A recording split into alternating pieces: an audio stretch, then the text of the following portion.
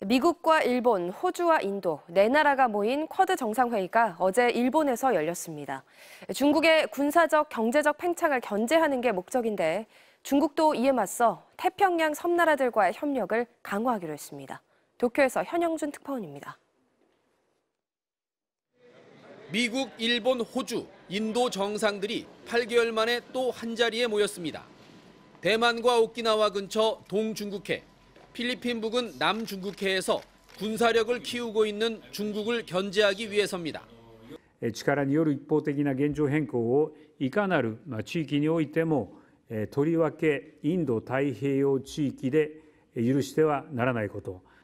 의장국인 일본의 기시다 총리는 최근 탄도미사일을 잇따라 발사하고 핵실험 준비를 서두르고 있는 북한에 대해 완전한 비핵화를 위해 쿼드 4개국이 협력하기로 뜻을 모았다고 밝혔습니다. 또 우주 분야에서 위성 정보를 공유해 자연재해나 기후변동에 적극 대응하기로 했고 인도 태평양 지역의 개발을 위해 앞으로 5년간 우리 돈 63조 원 이상을 투자하기로 했습니다.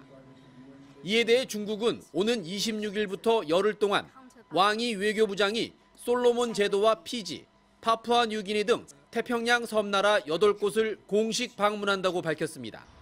태평양 섬나라들과의 협력 강화로 쿼드 4개국의 중국 포위망을 뚫겠다는 구상으로 보입니다. 도쿄에서 MBC 뉴스 현영준입니다. 자, 중국이 남태평양의 작은 섬나라죠. 솔로몬 제도와 안보 협정을 맺었는데 그 파장이 커지고 있습니다.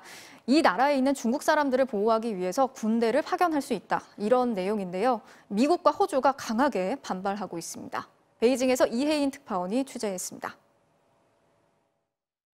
지난해 11월 말 인구 70만의 남태평양 솔로몬 제도에서 총리 퇴진을 요구하는 시위가 벌어졌습니다. 친중국 행보를 보이는 총리의 반발에 차이나타운 상점을 약탈하고 불을 질렀습니다. 3명이 숨지고 건물 56채가 불에 타 재산 피해도 500억 원 가까이 났습니다. You guys, it's political, but this is what it has come to. 시위는 인접국인 호주와 뉴질랜드가 평화유지군을 보내고서야 끝이 났지만 향후엔 중국 군대가 나설 수도 있습니다. 현지 중국 국민 보호를 위해 중국군 파견을 가능하게 하는 협정이 현재 최종 서명만 남겨둔 상태입니다. 中国和所罗门群岛安全合作的出发点是为了维护人民的生命和财产安全. 이 협정이 중국군의 상시 주둔으로 이어질 수 있다는 관측도 나옵니다. 이 지역 맹주이자 코로나19 중국과는 완전히 각을 세우고 나선 호주는 강하게 반발하고 있습니다. Putin was aggressive in Europe. We're seeing President Xi being very aggressive in our own region. 중국은 이 지역의 영향력을 확대하고자 하는 시도를 강화하고 있습니다. 재작년엔 인구가 12만 명에 불과한 키리바시에 대사관을 개설했습니다. 솔로몬 제도가 호주와 미국의 핵심 군사 거점인 괌을 견제할 수 있는 위치라면 키리바시에서는 3,000km 떨어진 하와이를 겨눌 수 있습니다. 중국이 태평양에 군사 교두보를 만들려 한다는 의심을 받는 이유입니다. 미국도 솔로몬 제도에 대사관을 개설하기로 하는 등 황급히 맞대응에 나섰습니다. 태평양 전쟁 당시 미국과 일본의 치열한 전투가 벌어졌던 남태평양 섬나라들이 이제 미국과 중국의 각축장이 되고 있습니다. 베이징에서 MBC 뉴스 이혜인입니다. 일본을 방문 중인 미국 바이든 대통령이 중국이 대만을 공격할 경우 군사적으로 개입할 수 있다는 경고의 메시지를 보냈습니다. 또 일본의 유엔 안보리 상임이사국 진출을 지지했는데 이런 미국의 의도 도쿄에서 현현준 특파원이 분석했습니다. 미국 바이든 대통령과 일본 기시다 총리는 중국의 군사적 팽창을 강하게 반대했습니다. 정상회담 후 공동 기자회견에선 바이든 대통령이 중국에 분명한 경고의 메시지를 보내기도 했습니다. Are you willing to get involved militarily to defend Taiwan if it comes to that? Yes. You are. That's the commitment we made. 바이든 대통령의 발언 수위가 강해 백악관에서 대만 정책에 변함이 없다며 서둘러 진화에 나서기도 했습니다. 일본은 이번 미일 정상회담을 통해 상당한 실익을 챙겼습니다. バイデン大統領から日本が常任理事国になることを支持するととの表明がありました。 유엔 안보리 상임이사국에 진출하기로 한 데 대해 미국 바이든 대통령이 지지 의사를 보낸 겁니다.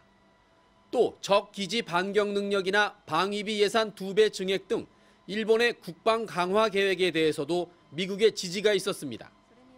한편 일본은 미국이 주도하는 IPEF, 인도태평양 경제 프레임워크에 적극 참여하기로 했고 오늘부터 일본에서 열리는 쿼드에서도 주도적 역할을 하기로 했습니다. 도쿄에서 MBC 뉴스 현영준입니다. 중국은 바이든 대통령의 군사 개입 발언에 대해 곧바로 발끈했습니다.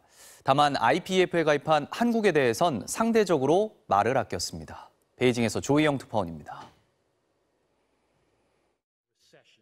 일본 순방 중인 미국 바이든 대통령이 대만 군사 개입 가능성을 언급하자 중국은 곧바로 격앙된 반응을 내놨습니다. 왕원빈 중국 외교부 대변인은 정례 브리핑에서 중국의 내정에 간섭하지 말라며 미국에 엄중한 항의를 했다고 밝혔습니다. 台湾是中国领土不可分割的一部分，台湾问题纯属中国内政，不容任何外部势力干涉。 중국 시진핑 주석이 지난 2019년 대만에 대한 무력 통일 방침을 분명히 했기 때문에 이번 바이든 대통령의 발언이 중국 정부로선 실질적인 위협으로 다가왔다는 해석이 나옵니다. 왕 대변인은 하나의 중국 원칙을 지지한 과거 미국과의 협정까지 화면에 띄워 중국은 행동으로 주권을 지킬 것이라며 미국에 경고했습니다. 일본에 대해서도 대만 독립을 지지하는 잘못된 행동을 하지 말라고 목소리를 높였습니다. 미국 주도로 출범한 IPEF에 대해서는 중국을 고립시키려는 목적으로 인도 태평양 지역의 분열을 조장하고 있다며 비판했습니다. 다만 한국의 IPEF 가입에 대해선 비난 대신 수교 30년을 계기로 협력을 더욱 발전시켜야 한다며 톤을 낮췄습니다. 당분간 한국을 자극하기보다 미국, 일본과 분리 대응해 상대적으로 우호적 관계를 유지하겠다는 의도로 보여집니다. 베이징에서 MBC 뉴스 조희영입니다.